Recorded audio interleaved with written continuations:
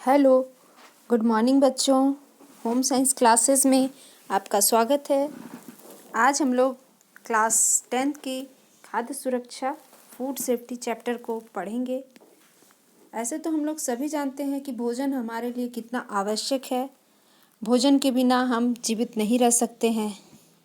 उसी प्रकार भोजन को सुरक्षित रखना भी बहुत आवश्यक है, क्योंकि अगर भोजन को हम लोग सुरक्षित ना रखें तो भोजन दूषित हो जाएगा, भोजन खराब हो जाएगा और उससे हम बीमार हो जाएंगे। ठीक है। भोजन शरीर की दैनिक आवश्यकता है।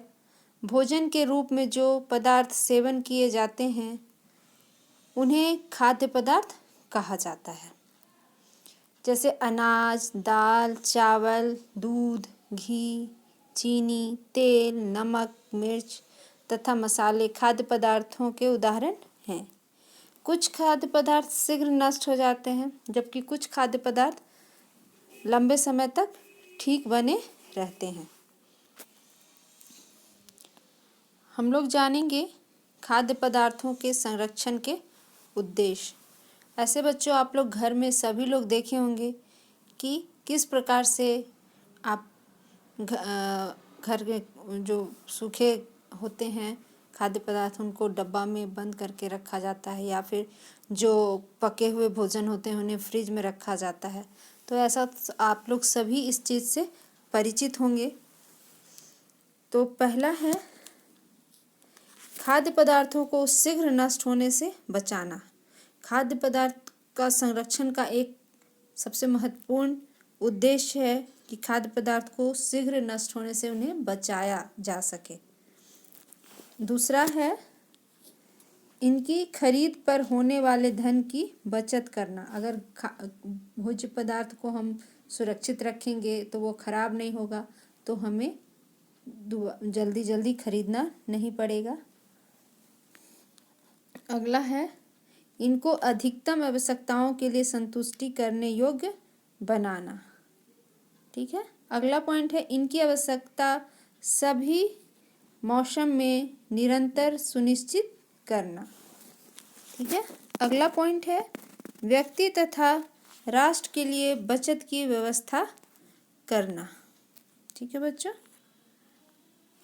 अगला हम लोग पढ़ेंगे खाद्य पदार्थों के संरक्षण की विधियां। किस प्रकार से हम खाद्य पदार्थ को संरक्षित रख सकते हैं, उनकी यह विधियां हैं। पहला विधि है इनको गर्म करके सुरक्षित रखना। जैसे दूध होता है, दूध को हम गर्म करके उसे सुरक्षित रख सकते हैं, क्योंकि दूध अगर हम लोग गर्म ना करें तो वो फट जाता है, वो बर्बाद हो जाता है। अगला पॉइंट है इनको प्रशीतन करके सुरक्षित रखना। जैसे हम लोग खाने को बनाते हैं, खाना तैयार करते हैं, तो वो गर्मी के दिनों में बहुत जल्दी ख़राब हो जाता है, तो हम उन्हें फ्रिज में रख देते हैं तो वो कुछ समय तक फ्रेश बना हुआ रहता है। अगला है इनकी नमी समाप्त करके सुरक्षित रखना। बहुत सारे ऐसे खाद्य पदार्थ हैं जिनको हम लोग उनकी नमी को समाप्त करके उनको सुखा करके हम धूप में या आग पर सुखा करके हम उसे लंबे समय तक प्रयोग में ला सकते हैं। अगला है इनको रासायनिक पदार्थों के साथ मिश्रित करके सुरक्षित रखना। जैसे रासायनिक पदार्थ में आपका बहुत सारा चीज़ आ जाता है, जिसके द्वारा हम प्रिजर्वेटिव बहुत सारे आते हैं, जिसके द्वारा हम भोजन को लंबे समय तक सुरक्षित रख सकते हैं। पहला है तापमान द्वारा खाद्य पदार्थों का संरक्षण। तो तापमान के द्वारा दो तरीके होते हैं जिससे खाद्य पदार्थों को संरक्षित रखा जाता है। पहला है पास्चराइजेशन और दूसरा है स्टेरिलाइजेशन। इन दो विधियों से हम खाद्य पदार्थों को तापमान के द्वारा संरक्षित रख सकते हैं। अगला पॉइंट है प्रशीतन द्वारा खाद्य पदार्थों का संरक्षण। प्रशीतन द्वारा दो विधियां हैं। पहला है प्रशीतन की घरेलू विधि और दूसरा है प्रशीतन की व्यापारिक विधि। तो घरेलू विधि में हम लोग फ्रिज का इस्तेमाल करते हैं और प्रशीतन की व्यापारिक विधि में कोल्ड स्टोर का प्रयोग किया जाता है। अगला है नमी समाप्त करके खाद्य पदार्थ का संरक्षण। तो नमी समाप्त करके भी 2 तरीके से रख सकते हैं। पहला है निर्जलीकरण की प्राकृतिक विधि और दूसरा है निर्जलीकरण की कृत्रिम विधि।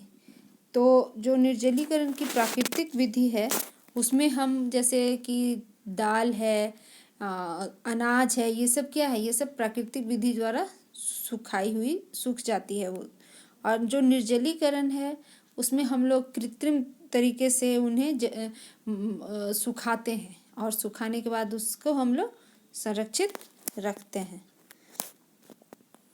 अगला है रासायनिक पदार्थों द्वारा खाद्य पदार्थों का संरक्षण। तो रासायनिक पदार्थों द्वारा खाद्य पदार्थों का संरक्षण किस तरह से होता है? पहला तो है नमक, तेल द्वारा खाद्य पदार्थों का संरक्षण। तो नमक तेल के द्वारा कैसे खाद्य पदार्थों का संरक्षण होता है? जैसे अचार बनाते हैं तो उसमें नमक तेल और मसाले लगाते हैं तो अचार लंबे समय तक, 1-2 साल तक हम लोग रख के खा सकते हैं। और फिर है चीनी द्वारा खाद्य पदार्थों का संरक्षण। तो चीनी द्वारा हम लोग जैम बनाते हैं, जेली बनाते हैं, तो मुरब्बा बनाते हैं। तो इस तरह से वो जो खाद्य पदार्थ है वो लंबे समय तक हम लोग प्रयोग में ला सकते हैं। जैसे कि आम का जेली बनाते हैं या फिर आंवले का मुरब्बा बनाते हैं, तो इसको हम लोग लंबे समय, साल भर, 1.5 साल, बहुत दिनों तक रख कर खा सकते हैं, वह खराब नहीं होता है। अगला है अन्य रासायनिक पदार्थों द्वारा खाद्य पदार्थों का संरक्षण। बहुत सारे केमिकल यूज़ होते हैं, जैसे कि आपका सिरका होता है, सिरका डालकर हम लोग चटनी बनाते हैं। चटनी में अगर सिरका डालते हैं तो लंबे समय तक वह सुरक्षित रहता है। ठीक है बच्चों, आज इतना ही। फिर हम लोग अगले वीडियो में मिलेंगे। तब तक आप लोग अच्छे से पढ़ाई करते रहिए। तब तक बाय।